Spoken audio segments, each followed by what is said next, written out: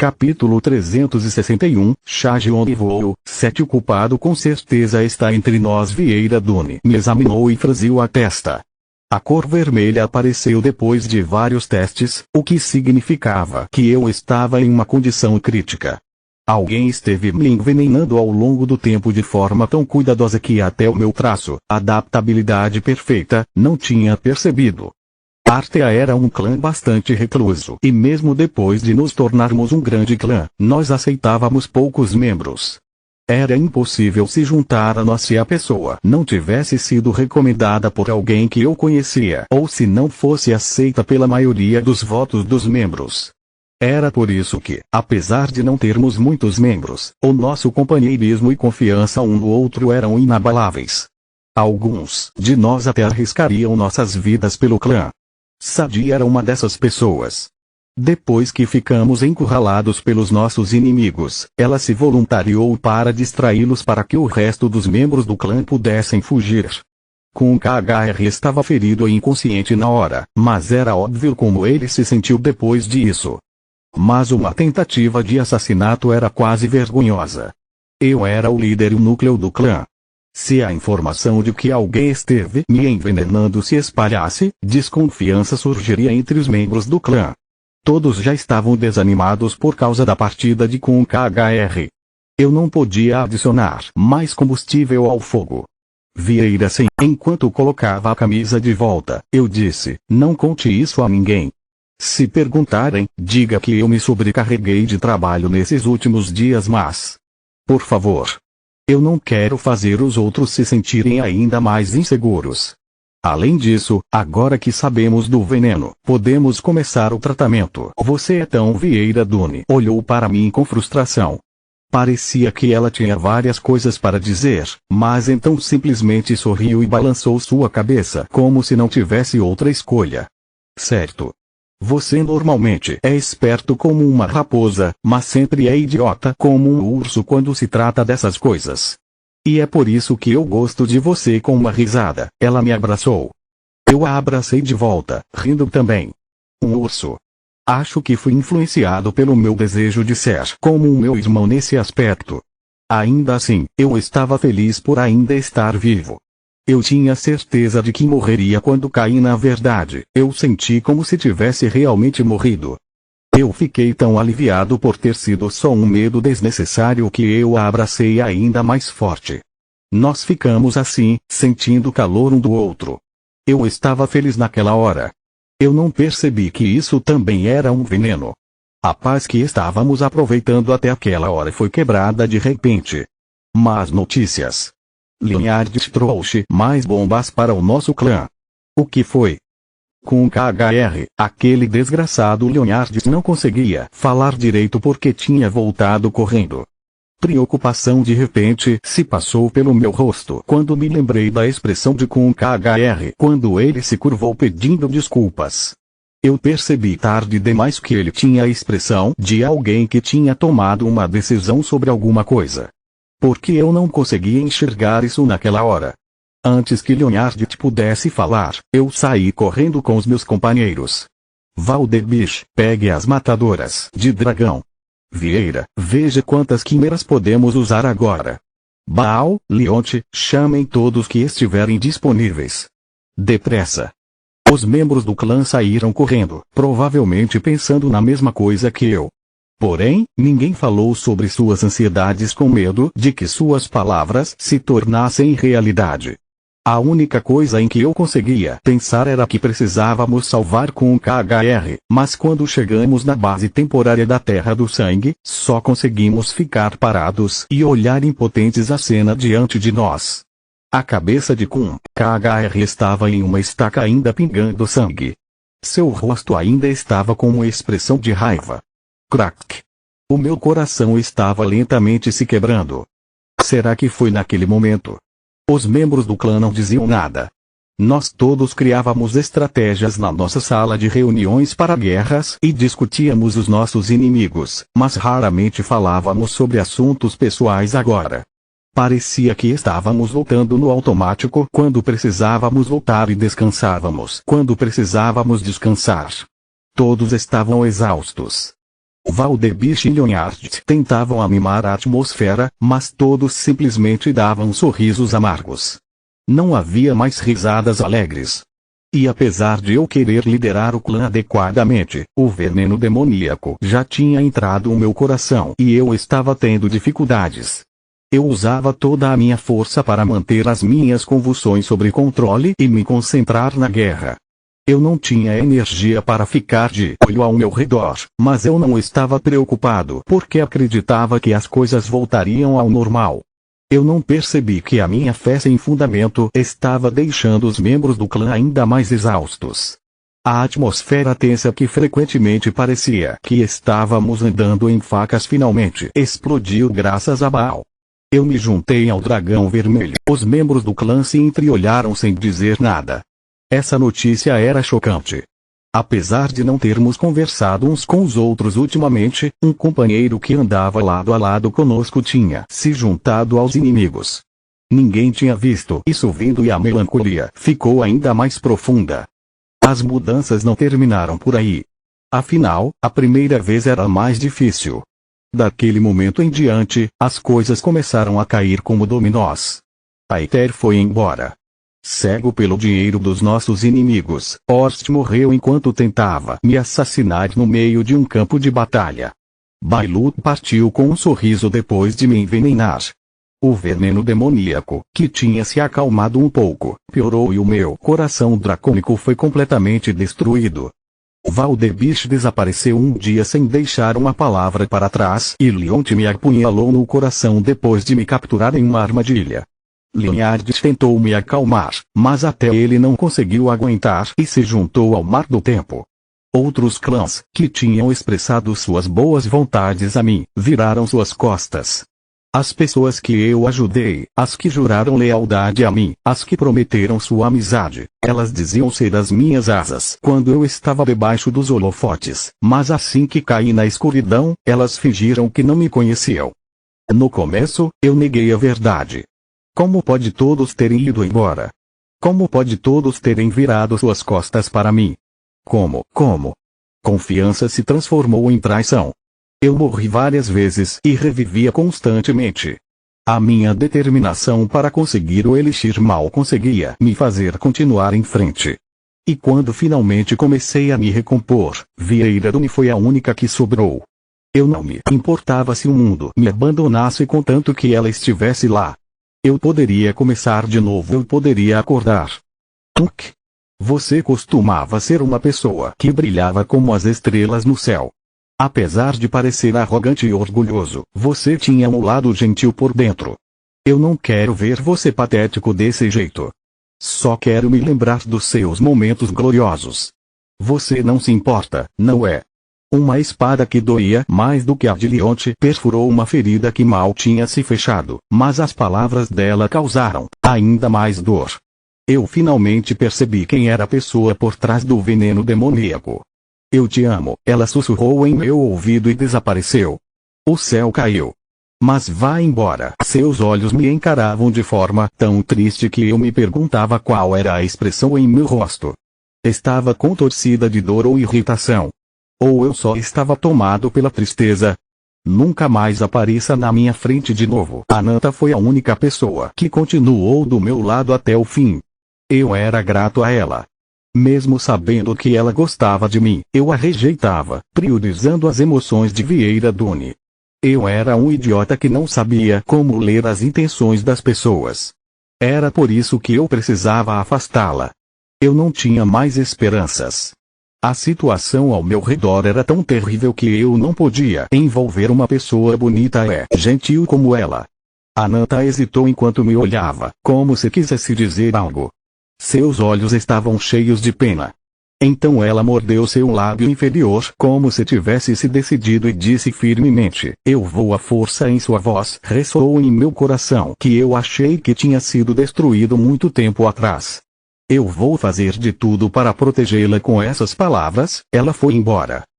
Eu caí no chão e solucei sem fazer nenhum som. Eu queria gritar diversas vezes, fique ao meu lado. Eu queria dizer que estava me sentindo solitário, cansado e com dor. Eu queria dizer a ela como esse lugar era frio, mas eu me forcei a não dizer nada. Eu vou fazer de tudo para protegê-la. As palavras de Ananta me deixaram comovido. Eu não sabia quem ela iria proteger, mas eu também tinha algo para proteger. Eu coloquei minha mão no meu bolso interno onde uma garrafa contendo um líquido azul brilhante estava. Era o elixir, o remédio misterioso que poderia curar a minha mãe. Eu tinha conseguido do todos por um no 77º andar depois de passar a força pelo 76º andar. Essa é a sua quarta vez aqui. O tempo sim. Você está mais perto do que antes. Mas isso é tudo. Nada mudou. Acho que o destino gravado em sua alma não pode mudar. Todos por um estava cercado de escuridão e névoa, mas ele falou como se estivesse orgulhoso de mim enquanto dava tapinhas em minha cabeça. Garoto, você está sonhando com pesadelos repetidamente, preso dentro de um círculo. Espero que você possa escapar desses pesadelos e entender o seu caminho algum dia.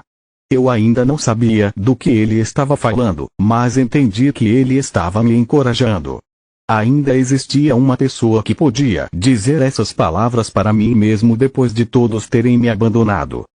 Mesmo não pedindo, todos por um me deu elixir como se ele tivesse entendido, dizendo que eu tinha feito um bom trabalho. Ele voltou para o lugar em que estava e olhou para o céu noturno brilhante. Era lindo. Uma galáxia dividia o céu e estrelas brilhavam ao redor. Eu fiquei tão deslumbrado por essa visão que não consegui fazer nada além de ficar encarando inexpressivamente por um momento. Não me lembro muito bem, mas eu provavelmente chorei porque os meus olhos estavam úmidos quando recuperei os sentidos. Eu voltei para a etapa oculta do 50º andar onde a casa do clã ficava. Eu fiquei tão ferido depois de passar pelo dragão vermelho e lutar com a rainha do verão que não havia mais volta, mas o encorajamento do todos por um e a galáxia de estrelas me deram um fio de felicidade. Quando toquei o elixir, senti o impulso de bebê-lo, mas eu sabia que seria impossível me curar mesmo com o elixir, então eu balancei a minha cabeça. Eu não tinha me esquecido do que vim fazer na torre e a promessa que tinha feito para minha mãe. Mas havia um problema, eu precisava desistir da torre para voltar para a terra. Eu nunca mais conseguiria voltar a subir a torre de novo, mas como eu não tinha mais muito tempo de vida, não importava. Porém, o problema era que o 50º andar estava cheio de inimigos atrás do cheiro de sangue depois que viram a catástrofe no 76º andar. Eu precisava passar por eles para sair da torre, mas eu não tinha mais nenhuma força sobrando. O que eu poderia fazer? Como eu passaria por eles para entregar o elixir à minha mãe? Eu fiquei perdido em pensamentos por um tempo. Um deus estante observando em silêncio. Eu levantei a minha cabeça quando a mensagem apareceu de repente. Era um olhar que aparecia de tempos em tempos de um ser que estava interessado em mim, mas nunca revelou seu nome. Até mesmo agora que eu estava mais forte, eu ainda não conseguia ver nenhuma das características desse ser para ver que tipo de posição ele tinha ou quem era. Mas não foi a mensagem que me inspirou, foram suas ações. Vou ter que passar por todos os meus inimigos. Tudo vai por água abaixo se eu perder o elixir. Se eu conseguir deixá-lo com quem eu posso confiar, mas não havia ninguém em quem eu podia confiar. Não. Havia uma pessoa. O Yung. Mas é muito perigoso para o Yung vir para cá sem nada. Já fazia muito tempo desde que eu deixei a Terra, então sua personalidade poderia ter mudado, mas o mundo da torre era duro e difícil. Até o Yung teria problemas para chegar aonde eu estava. Mas se o Yung pudesse ver o caminho que eu tomei, assim como os deuses e demônios do 98º andar observavam os andares inferiores, ele conseguiria subir rápido. Eu rapidamente puxei o relógio de bolso e a pedra da alma. Uma lembrança que eu compartilhava com meu irmão poderia guardar as minhas memórias e vestígio. A pedra de superbia poderia ser o meio. Não, isso não era o suficiente. Eu não queria deixar só um simples diário. Eu queria criar um item para ajudar o Yung a encontrar o caminho certo.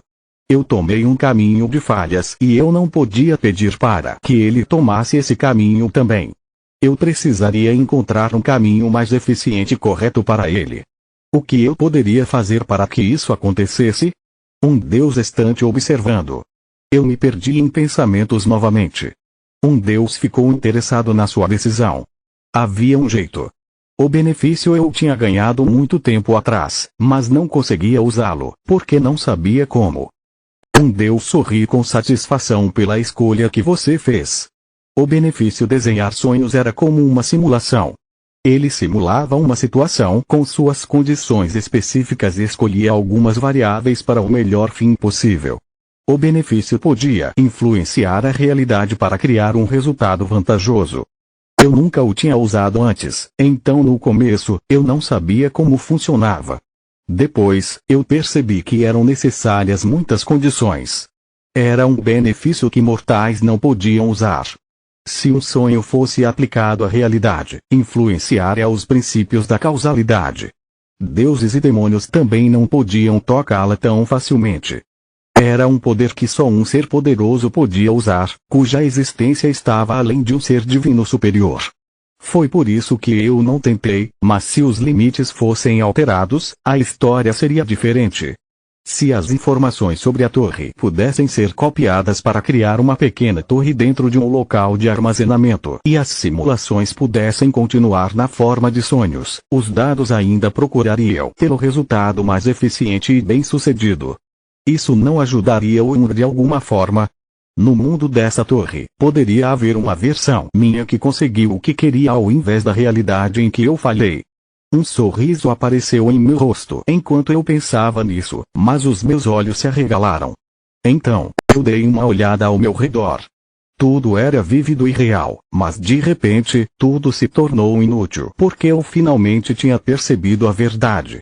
Isso tudo é um sonho. Memórias de felicidade, tristeza e momentos solitários flutuavam ao redor da minha cabeça de tempos em tempos e eu os ignorava como se fossem fragmentos de sonhos ou um déjà vu, mas eles tinham acontecido de verdade. Ou pelo menos, aconteceram nesse mundo. Isso significava uma coisa. No fim eu apertei o relógio de bolso ainda mais forte enquanto um sorriso amargo aparecia no meu rosto. Até mesmo em um sonho como esse não existiu nenhum momento em que eu sorri no fim. Seu idiota em um voo cerrou os dentes enquanto olhava para as incontáveis cenas criadas pelas letras, com Jong-woo em seus braços. Ele viu diferentes cenas se passando diante dele, todas com uma coisa em comum: Jong-woo. Ele viu seu irmão morrendo várias vezes de diferentes causas. Um Jong-woo morreu de perda de sangue quando uma chuva de flechas penetrou seu escudo. Um Jong-woo caiu em uma armadilha de carniceiros quando ele tinha acabado de sair do tutorial. Um Jong-woo que morreu depois de lutar com o Todos por um e um Jong-woo que morreu com a explosão do seu circuito mágico quando ele tentou absorver a pedra da alma. Em todos os fins, ele pegava o elixir e percebia a verdade, fechando seus olhos e esfregando o relógio de bolso como uma expressão amarga. Yeon-woo olhou para o seu irmão em seus braços. Ele sempre teve dúvidas sobre as coisas que ele fez. As peças ocultas no diário de seu irmão eram itens raros e preciosos que os grandes clãs teriam tomado para se soubessem de suas existências, como a espada vampírica de Bathory e a tesouraria do Olimpo. Yeon-woo se perguntava por que ninguém os tinha pegado, mas se eram coisas que o seu irmão tinha descoberto depois de repetir sua vida várias vezes, fazia sentido. O caminho que Yeon-woo tomou foi criado depois que seu irmão morreu dezenas, centenas, não talvez milhares de vezes. Tudo para que Yeon-woo não tivesse que encarar as mesmas dificuldades que ele. Yeon-woo não se importava em se ferir, por isso que a única coisa que ele disse quando viu Jong-woo era que ele era um idiota. Não importava quantas vezes os sonhos se repetissem, algumas memórias continuariam no seu subconsciente e sua alma seria corroída aos poucos. Ainda assim ele não parou e até mesmo agora, Jong-woo não parecia ter nenhuma intenção de abrir seus olhos, ainda andando pelo seu caminho perdido dentro do mundo de sonhos. Um Deus estante observando com um olhar triste. Yeon-woo levantou sua cabeça com a mensagem repentina. Era o Deus que tinha seguido Jong-woo desde o momento em que entrou na torre. Jong-woo não descobriu quem era até sua morte, mas Yeon-woo sabia quem era. Ela estava fortemente conectada a Yonvou através de um canal. Você viu esse futuro quando o Yonvou chegou aqui pela primeira vez. O Deus está em silêncio. Yonvou estreitou os olhos. Atena. Capítulo 362, Chá Yonvou, 8. A frase mais famosa de Atena era: a coruja de Atena abre suas asas somente com o início do crepúsculo. A luz que brilhava através da escuridão representava a sabedoria. Era necessário ter estratégia, táticas, coragem, vontade de combate, justiça, sabedoria e criatividade na torre. Por isso que Atena era idolatrada pelos heróis que protegia. Os jogadores que subiam à torre para se provarem diziam que ela abençoava a sorte e destino deles. Então fazia sentido ela ter lido a sorte e o destino de seu irmão depois que ele entrou na torre com um convite. Na verdade, Yonvou estava curioso sobre algumas coisas relacionadas a Atena. Ela não tinha motivo nenhum para cuidar dele, já que a única conexão entre eles era Aegis e ele não tinha feito nada para ganhar o favor dela. Mas se ela estava se sentindo culpada pelo seu irmão, as coisas seriam diferentes. Atena sabia sobre a sorte e destino de seu irmão, era por isso que ele sempre o olhava de forma triste sem se mostrar. Quando Yonvou apareceu depois que seu irmão o chamou para a torre, ela tentou ajudá-lo porque se sentia culpada. Fazia sentido. É isso? Yonvou revelou todos os seus pensamentos enquanto encarava o olhar de Atena. Atena está em silêncio. Atena está olhando com um olhar triste. Mas Atena não disse nada como sempre. Atena baixa sua cabeça impotente. Ela provavelmente não queria falar sobre o que tinha feito, mas Yonvou sentiu como se entendesse a sorte e destino que ela viu em seu irmão porque eram dele, não de Yonvou. O rei obscuro Perséfone disse que a geração de Zeus, Poseidon e Hades odiavam o rei obscuro, mas os deuses da geração dela e de Atena não achavam ele tão ruim. Ela disse que alguns deles até o admiravam. No começo, Yonvou acreditava que o rei obscuro era Cronos, o rei dos titãs que lutou pelo Olimpo na grande guerra contra a geração de Zeus e caiu durante a titanomáquia. Mas se Perséfone disse que ela não podia falar sobre o rei obscuro por causa do juramento do rio Estige, porque Hades falou sobre Cronos sem se preocupar com isso. Além disso, o corpo de Cronos ainda estava no Tártaro sendo absorvido pelos titãs e gigantes. Era provável que o rei obscuro não era Cronos. Apesar de sua identidade ser confusa, o rei obscuro possuía uma grande influência sobre o Olimpo e o poder desse ser que era respeitado até pelos deuses e demônios que não eram do Olimpo estava sendo passado para Yonvou. Assim como Hermes parecia gostar do rei obscuro, Atena o admirava. Se ela viu um futuro relacionado ao rei obscuro em seu irmão que os colocou nessa posição hoje, fazia sentido que Atena sempre o esteve acompanhando. Atena está em silêncio. O que é isso? Yonvou pensou novamente no rei obscuro, se sentindo irritado que ele e seu irmão eram simplesmente peões sendo usados por alguém. Atena balança sua cabeça e diz que esse não é o caso. Yonvou deu uma risada de desdém. Ele estava grato por ter sido tratado tão bem por Atena, mas agora ele não podia mais confiar nela.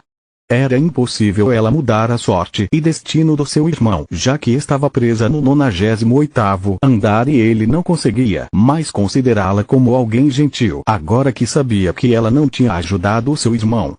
Atena fica de ombros caídos. Hermes dá um tapinha nas costas dela, dando um sorriso amargo. Agares dá risadinhas por causa da situação em que ela está. Hermes arregala seus olhos de raiva. Agares bufa e pergunta o que ele planeja fazer. Faíscas saem voando do conflito entre Agares e Hermes. A Sociedade Divina Olimpo se recusa a participar. A Sociedade Demoníaca Infernal anuncia que não vai ajudar Agares. Mensagens sobre a pequena briga entre Hermes e Agares apareceram, mas Yonvou as ignorou. Ele precisava acordar o seu irmão, mas como? Ele conseguiu extrair toda a energia roxa da Pedra da Alma, mas o benefício ainda estava ativado. Ele mais uma vez viu Yonvou fechar seus olhos depois de esfregar o relógio de bolso, enquanto em outro canto, ele viu Yonvou entrar no tutorial. Não importava o quanto Yonvou chacoalhasse ele ou usasse poder mágico, seu irmão não reagia, suas asas brancas continuavam envoltas nele. Yonvou encarou seu irmão irritado e se virou para as cenas criadas pelas letras.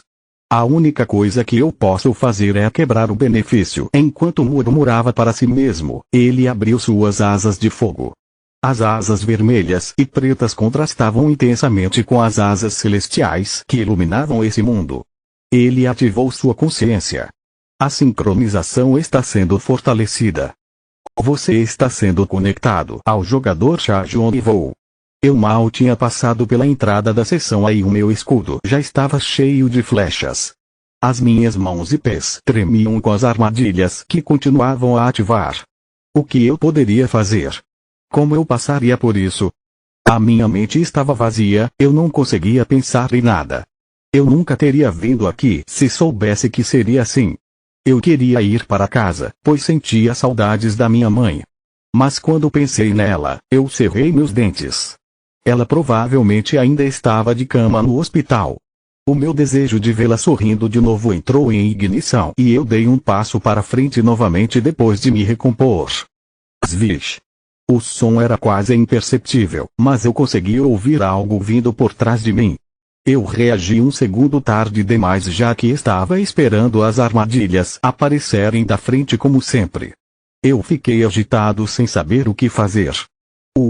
Eu me virei de repente e estiquei o meu braço. A flecha pareceu ser sugada pela minha mão. E não foi só isso. Eu torci o meu braço para desviar a flecha. Clang! Ela colidiu com outra flecha vindo do lado oposto. Eu fiz tudo isso sem nem perceber o que estava fazendo. Eu olhei para baixo incrédulo antes de me virar para olhar atrás de mim. Alguém tinha me ajudado por trás, eu tinha certeza, mas não estava vendo ninguém ali. A sensação era tão familiar. Será que eu estava me iludindo? Eu murmurei, pensando em alguém que não poderia estar aqui. Eu apertei meus punhos de novo. Embora eu tivesse agido sem pensar, eu de repente fiquei mais confiante e a determinação de continuar em frente preencheu a minha cabeça. Eu voltei para a posição atrás do meu escudo e continuei a marchar lentamente para frente. As minhas pernas tinham parado de tremer. Aos poucos o mundo começou a mudar. Eles estão atrás de nós. Vieira. Parede de gelo. Paredes de gelo de repente surgiram do chão, bloqueando os ataques vindo na nossa direção. Os carniceiros que tentaram me emboscar por trás foram presos em um labirinto de gelo. PFFT. Eu cuspi no chão de alívio. Um momento tarde demais e tudo estaria acabado. Mas, quem me avisou? As nuvens de poeira encobriram tanto a minha visão que eu não conseguia dizer qual era a hora certa de atacar, mas acabou funcionando porque ouvi alguém dizendo agora. A voz era familiar e parecia muito com a do Yung. PSH. Eu sorri comigo mesmo. Era impossível. O Yung estava na Terra. Ainda assim, eu fiquei grato pela nossa vitória graças à voz que parecia com a dele. Seus filhos da puta. Vocês estão mortos. Eu agarrei a minha espada e avancei. Todas as vezes em que eu deveria ter morrido, alguém estava do meu lado. Os membros do clã ficaram em silêncio quando Kun KHR anunciou que sairia do clã. Eu me levantei lentamente com os olhares dos outros em mim. Kun olhou para mim como uma expressão vazia, sem entender o que eu estava fazendo. Eu sorri para ele e bati o meu punho na cabeça dele. Kun KHR agarrou a cabeça e cambaleou. O rosto que parecia obstinado e pronto para uma luta estava agora lacrimejando e questionador, como se ele estivesse se sentindo injustiçado. Eu bufei. Olhe nos meus olhos. Você acha que tem direito? Kun KHR ficou em silêncio. Cale a boca e confie em mim. Eu vou cuidar da sua vingança, mas... TSK. Eu cortei, encarando-o ferozmente. Você só precisa dizer obrigado agora. Por que não está falando nada? Fique quieto e me siga normalmente. Eu teria deixado ir, já que ele provavelmente tinha pensado nessa decisão várias vezes, mas eu senti como se fosse me arrepender disso algum dia. Eu não queria perder alguém especial para mim. O que será que o Yung teria feito? A resposta veio para mim facilmente. Eu me ajoelhei para olhá-lo nos olhos e dei um tapinha em sua cabeça. Eu disse com um sorriso gentil: eu vou ser a sua luz. Houve vezes em que eu me arrependi das minhas escolhas. Eu poderia ter feito escolhas melhores. Por que não pensei nisso nessas vezes? Vieira, o quê? É você quem está me envenenando aqui. Crunch. Puta desgraçada, todos esses momentos mudaram. Rei Marcial, ajuste o que foi agora. Você voltou porque quer ser espancado que nem ontem. Não, eu só queria dizer algo para você. O Rei Marcial esperou. Você deveria aprender a ser legal de vez em quando. E ser mais generoso com seus ubais. Tente controlar o seu temperamento. Você realmente tá querendo morrer? Eu vou morrer algum dia de qualquer forma. Mas quer saber, foda-se. Se quiser me matar, pode vir. Eu não me importo mais. Cai dentro. Se esses momentos que mudaram pudessem criar um novo futuro, Ananta, sim? Ela estava prestes a se virar, desapontada, mas eu dei um pequeno sorriso a ela.